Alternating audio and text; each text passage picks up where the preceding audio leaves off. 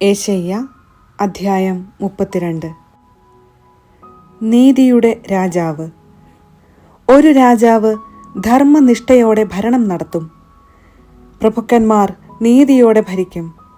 അവർ കാറ്റിൽ നിന്ന് ഒളിക്കാനുള്ള സങ്കേതം പോലെയും കൊടുങ്കാറ്റിൽ നിന്ന് രക്ഷപ്പെടാനുള്ള അഭയസ്ഥാനം പോലെയും ആയിരിക്കും. വരണ്ട സ്ഥലത്ത് അരുവി പോലെയും മരുഭൂമിയിൽ പാറക്കെട്ടിൻ്റെ തണൽ പോലെയും ആയിരിക്കും. കാണുന്നവൻ കണ്ണു ചിമ്മുകയില്ല, കേൾക്കുന്നവൻ ചെവിയോർത്ത് നിൽക്കും. അവിവേകികൾ ശരിയായി വിധിക്കും. വിക്കന്മാരുടെ നാവ് തടവില്ലാതെ വ്യക്തമായി സംസാരിക്കും. ഭോഷൻ ഇനിമേൽ ഉത്തമനായി കരുതപ്പെടുകയില്ല. വഞ്ചകനെ ബഹുമാന്യനെന്ന് വിളിക്കുകയില്ല. വിഡ്ഢി ഭോഷത്വം സംസാരിക്കുന്നു. അധർമ്മം പ്രവർത്തിക്കുന്നതിനും കർത്താവിനെ ദുഷിച്ചു സംസാരിക്കുന്നതിനും വിശക്കുന്നവനെ പട്ടിണിയിടുന്നതിനും ദാഹിക്കുന്നവന് ജലം നിഷേധിക്കുന്നവനും അവൻ്റെ മനസ്സ് ദുഷ്ടമായി നനയ്ക്കുന്നു. വഞ്ചകന്റെ വഞ്ചനകൾ തിന്മയാണ്.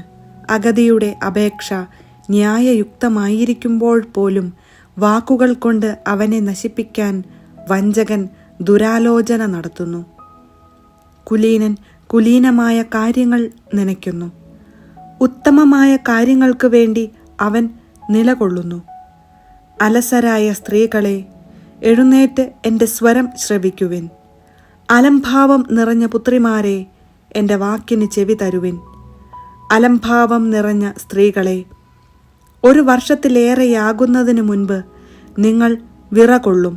എന്തെന്നാൽ മുന്തിരി വിളവ് നശിക്കും, വിളവെടുപ്പുണ്ടാവുകയില്ല. അലസരായ സ്ത്രീകളെ, വിറകൊള്ളുവിൻ. അലംഭാവം നിറഞ്ഞവരെ, നടുങ്ങുവിൻ. വസ്ത്രം ഉരിഞ്ഞു കളഞ്ഞ് അരയിൽ ചാക്കുടുക്കുവിൻ.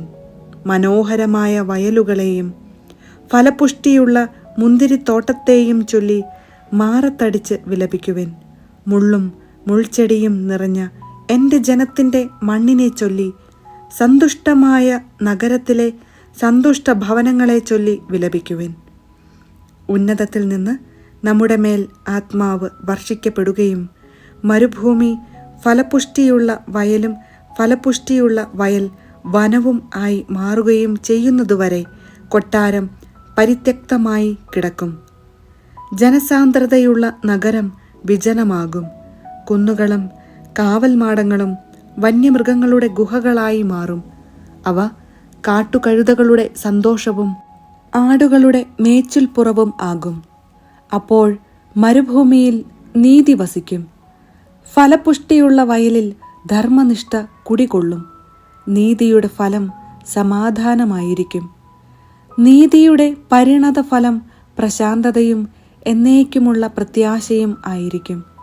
എൻ്റെ ജനം സമാധാനപൂർണമായ വസതിയിൽ പാർക്കും. സുരക്ഷിതമായ ഭവനങ്ങളിലും പ്രശാന്തമായ വിശ്രമ സങ്കേതങ്ങളിലും തന്നെ. വനം നിശേഷം നശിക്കുകയും നഗരം നിലം പതിക്കുകയും ചെയ്യും. ജലാശയങ്ങൾക്കരികെ വിതയ്ക്കുകയും കാളകളെയും കഴുതകളെയും സ്വതന്ത്രമായി അഴിച്ചുവിടുകയും ചെയ്യുന്നവർക്ക് ഭാഗ്യം.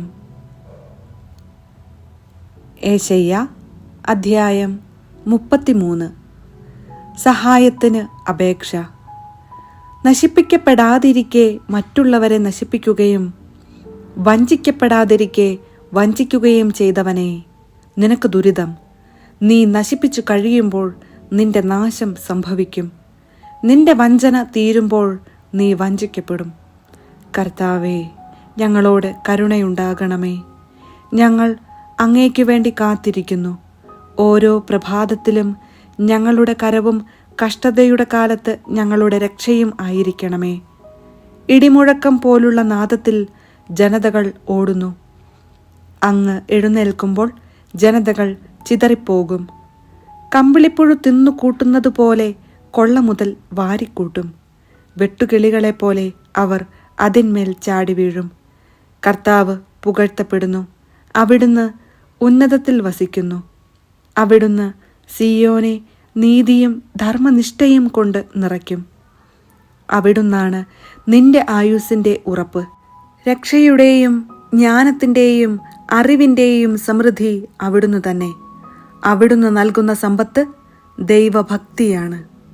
അതാ വീരന്മാർ പുറത്തുനിന്ന് നിലവിളിക്കുന്നു, സമാധാന ദൂതന്മാർ കൈപ്പോടെ കരയുന്നു. രാജവീഥികൾ ശൂന്യമായി കിടക്കുന്നു, പഥികൻ അതിലേ നടക്കുന്നില്ല. ഉടമ്പടികൾ ലംഘിക്കപ്പെടുന്നു, സാക്ഷികൾ വെറുക്കപ്പെടുന്നു. മനുഷ്യനെക്കുറിച്ച് യാതൊരു പരിഗണനയും ഇല്ലാതായിരിക്കുന്നു. ദേശം ദുഃഖിച്ച് കരയുന്നു. ലബനോൻ ലജ്ജയാൽ തളരുന്നു. ഷാരോൻ മരുഭൂമി പോലെയായി. ബാഷാനും കാർമെലും തങ്ങളുടെ ഇല കൊഴിക്കുന്നു. കർത്താവ് അരുളി ചെയ്യുന്നു, ഇപ്പോൾ ഞാൻ എഴുന്നേൽക്കും, ഞാൻ എന്നെ തന്നെ ഉയർത്തും, ഇപ്പോൾ എനിക്ക് പുകഴ്ച ലഭിക്കും. നീ പതിരിനെ ഗർഭം ധരിച്ച് വൈക്കോലിനെ പ്രസവിക്കും. നിന്റെ നിശ്വാസം നിന്നെ തന്നെ ദഹിപ്പിക്കുന്ന അഗ്നിയായിരിക്കും. ജനതകളെ കുമ്മായം പോലെ നീറ്റും. അവർ വെട്ടി അഗ്നിയിലിടുന്ന മുള്ളുപോലെയാകും. വിദൂരസ്ഥരെ, ഞാൻ എന്താണ് പ്രവർത്തിച്ചതെന്ന് ശ്രവിക്കുവിൻ. സമീപസ്ഥരെ, എൻ്റെ ശക്തി അറിഞ്ഞുകൊള്ളുവിൻ. സിയോനിലെ പാപികൾ പരിഭ്രാന്തരായിരിക്കുന്നു. അധർമ്മികളെ വിറയൽ ഗ്രസിച്ചിരിക്കുന്നു. നമ്മിലാർക്ക് ദഹിപ്പിക്കുന്ന അഗ്നിയോടൊപ്പം വസിക്കാനാവും? നിത്യജ്വാലയിൽ നമ്മിൽ ആർക്ക് ജീവിക്കാൻ കഴിയും? നീതിയുടെ മാർഗത്തിൽ ചരിക്കുകയും സത്യം സംസാരിക്കുകയും ചെയ്യുന്നവൻ, മർദ്ദനം വഴിയുള്ള നേട്ടം വെറുക്കുന്നവൻ, കൈക്കൂലി വാങ്ങാതിരിക്കാൻ കൈ കുടയുന്നവൻ, രക്തച്ചൊരിച്ചിലിനെപ്പറ്റി കേൾക്കാതിരിക്കാൻ ചെവി പൊത്തുന്നവൻ, തിന്മ ദർശിക്കാതിരിക്കാൻ കണ്ണുകളടയ്ക്കുന്നവൻ, അവൻ ഉന്നതങ്ങളിൽ വസിക്കും. ശിലാദുർഗങ്ങളാൽ അവൻ പ്രതിരോധമുറപ്പിക്കും. അവൻ്റെ ആഹാരം മുടങ്ങുകയില്ല. അവന് ദാഹജലം കിട്ടുമെന്ന് തീർച്ച. രാജാവിനെ അവൻ്റെ സൗന്ദര്യത്തോടുകൂടെ നിന്റെ കണ്ണുകൾ ദർശിക്കും. വിദൂരത്തേക്ക് വ്യാപിച്ചു കിടക്കുന്ന ഒരു ദേശവും അവ കാണും. ഒരിക്കൽ നിന്നെ ഭയപ്പെടുത്തിയിരുന്ന കാര്യങ്ങളെക്കുറിച്ച് നീ ഓർക്കും. എണ്ണിയവൻ എവിടെ? കപ്പം തൂക്കി നോക്കിയവൻ എവിടെ? ഗോപുരങ്ങൾ എണ്ണി നോക്കിയവൻ എവിടെ? ദുർഗ്രഹ ഭാഷ സംസാരിക്കുന്ന, മനസ്സിലാകാത്ത ഭാഷയിൽ വിക്കി വിക്കി പറയുന്ന ഗർവിഷ്ഠരെ നീ ഇനിമേൽ കാണുകയില്ല. നമ്മുടെ ഉത്സവങ്ങളുടെ നഗരമായ സിയോനെ നോക്കുവിൻ. പ്രശാന്ത വസതിയും ഇളക്കമില്ലാത്ത കൂടാരവുമായ ജെറുസലേമിനെ നിന്റെ കണ്ണുകൾ ദർശിക്കും. അതിൻ്റെ കുറ്റി പിഴുതെടുക്കുകയോ കയറ് പൊട്ടിക്കുകയോ ഇല്ല. അവിടെ കർത്താവ് നമുക്ക് വേണ്ടി പ്രതാപത്തോടെ വാഴും. തണ്ടുവള്ളങ്ങളും പ്രൗഢിയാർന്ന കപ്പലുകളും കടന്നുവരാത്ത വിസ്തൃതമായ നദികളും തോടുകളും ഏറെയുള്ള സ്ഥലമായിരിക്കും അത്. കർത്താവ് ഞങ്ങളുടെ ന്യായാധിപനാകുന്നു. അവിടുന്ന് ഞങ്ങളുടെ ഭരണാധിപനും രാജാവുമാകുന്നു. അവിടുന്ന് ഞങ്ങളെ രക്ഷിക്കും. നിന്റെ കയറുകൾ അയഞ്ഞിരിക്കുന്നു.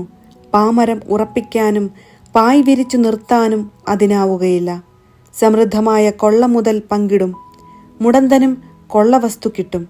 അവിടത്തെ നിവാസികളിലാരും താൻ രോഗിയാണെന്ന് പറയുകയില്ല. അവരുടെ അകൃത്യങ്ങൾക്ക് മാപ്പ് ലഭിക്കും.